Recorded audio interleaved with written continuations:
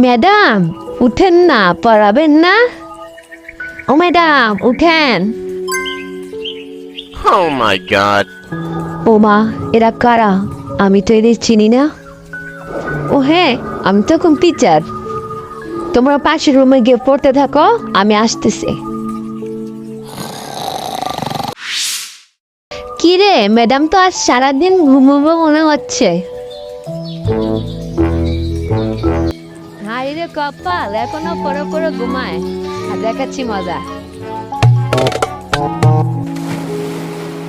কিরে এখনো পড়ে পড়ে ঘুমাবি নাকি এখন উঠবি? ম্যাডাম কি লিখবো? 1 to 50 পর্যন্ত লেখ, আমি আসতেছি। এইগুলো তো কালকে লিখেছি ম্যাডাম, আবার লেখ, আমাকে ডিস্টার্ব করবি না। ম্যাডাম লেখা শেষ। ইংরেজি খাতাটা বের কর।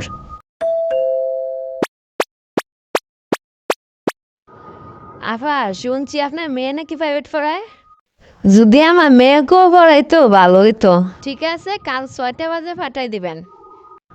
ঠিক আছে, ধন্যবাদ আবার। এতটা মন দিয়ে লেখাপড়া কর, আমাকে ডিস্টার্ব করবি না, আমি কিন্তু সব শুনছি। তোকে কতবার বলছি একটু তাড়াতাড়ি উঠতে। তাড়াতাড়ি উঠলে তো এত ঝামেলা পোহাতে হয় না।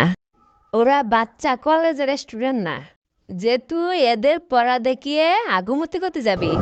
আমার তো আর কাজ নেই, সকাল সকাল উঠে বসে থাকবো। ম্যাডাম না শুধু সারাদিন আয়না নিয়ে বসে থাকে, আমিও বড় হলে এরকম আয়না নিয়ে বসে থাকবো।